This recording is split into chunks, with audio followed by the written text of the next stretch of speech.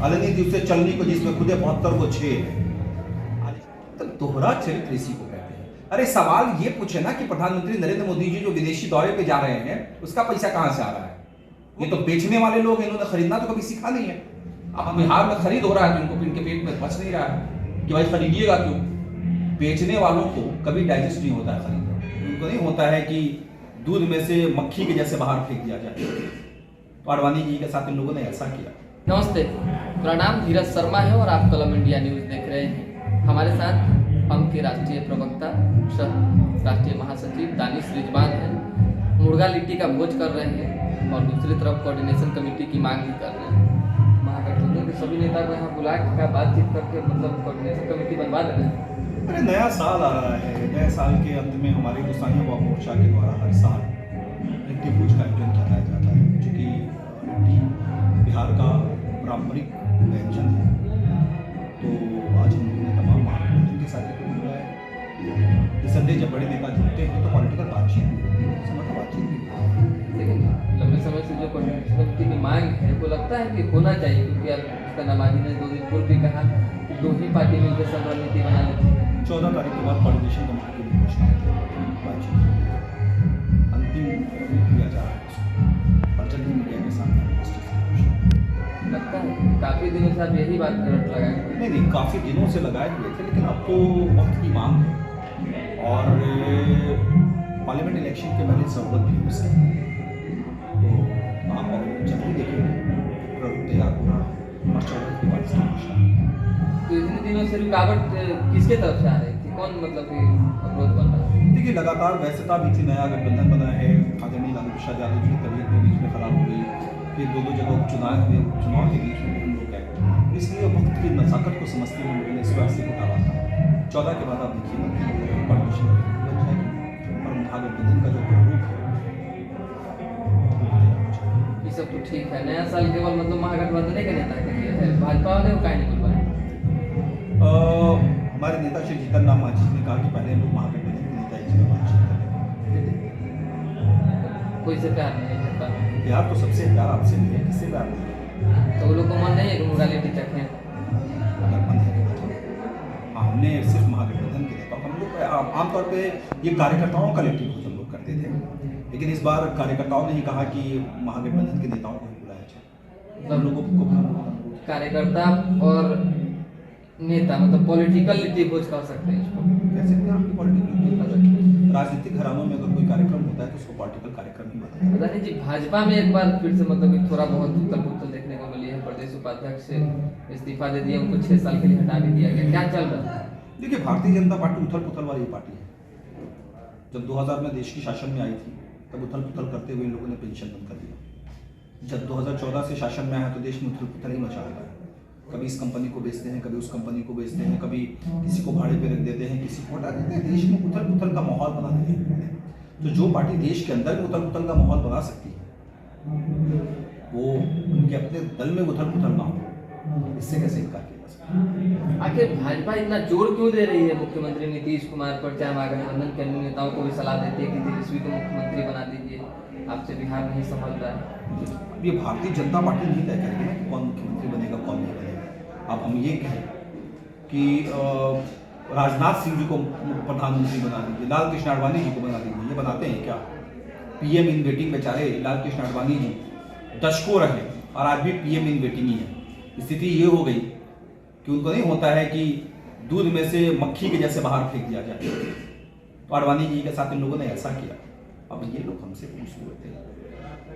Helicopter और charter plane पे जो है राजनीति शुरू हो गई। उतारिएगा है नहीं, जगह है नहीं है, और आप सरकार से कह रहे हैं कि सब लोग खरीद रहा है, तो दिक्कत कहाँ है?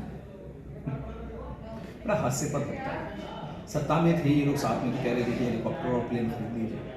अपोजिशन में कह रहे उठ के बैठे हुए तो कह रहे थे। तो दोहरा चरित्र इसी को कहते हैं। अरे सवाल ये पूछे ना कि प्रधानमंत्री नरेंद्र मोदी जी जो विदेशी दौरे पे जा रहे हैं उसका पैसा कहां से आ रहा है? वो किसका पैसा है?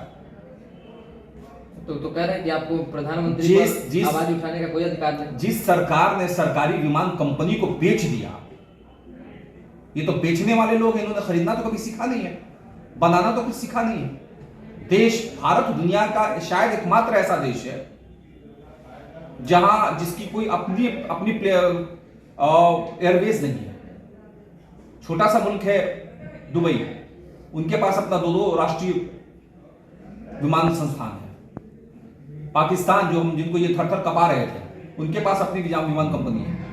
लेकिन भारत इतना बड़ा मुल्क है, नेपाल के पास अपना विमान कंपनी है, लेकिन भारत के पास नहीं है। क्योंकि देश में एक ऐसे व्यक्ति का शासन है जो सिर्फ बेचना जानते हैं। अब बिहार में खरीद हो रहा है, जिनको इनके पेट में पच नहीं रहा है कि भाई खरीदिएगा क्यों। बेचने वालों को कभी डाइजेस्ट नहीं होता है खरीदना,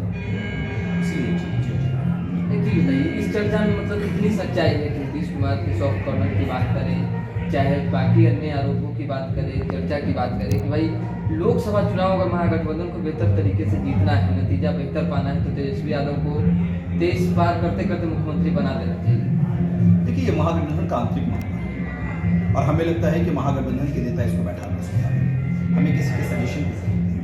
ऐसा लगता है कोई डील हुई होगी नीतीश कुमार। मैंने आपको स्पष्ट तरीके से कहा, ये महागठबंधन का आंतरिक मामला है, उनको बैठ के सलटा लेंगे।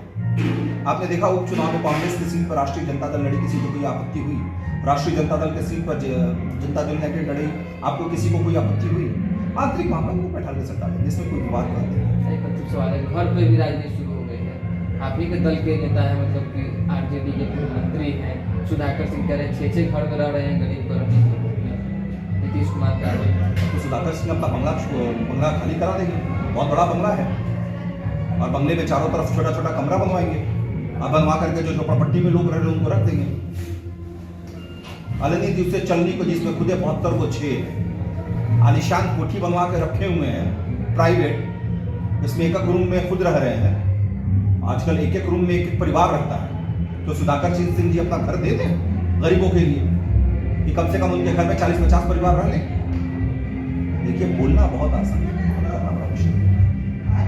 आज के मतगणना के बाद जो है एक सवाल और भी खड़े हो गए हैं। पटना आप लोग हार गए बीजेपी का, मेयर और डिप्टी मेयर दोनों पद हासिल चला गए। चुनावी जो नगर निगम का चुनाव था वो पार्टी वाइज था। अब पार्टी वाइज अगर होगा तो इसका जवाब देना चाहिए। हम तो ये कहते हैं कि सीता साहब हमारे यहाँ वो ये बोलने से चीज़ें नहीं होती ना, ये पॉलिटिकल चुनाव नहीं, पॉलिटिकल पार्टी का चुनाव होगा, तब तो हम बताते हैं कि कौन कहाँ जीता है और कौन कहाँ से जीतेगा। चलिए, बहुत धन्यवाद। दानिश रिजवान है। देखिए, बात कोऑर्डिनेशन कमेटी से शुरू हुई थी और कोऑर्डिनेशन कमेटी पे ही लास्ट होगी, क्योंकि देखिए काफ़ी दिनों से मांग उठ रही है और इन्होंने कहा है कि जल्द इसका जो है नतीजा भी आ जाएगा।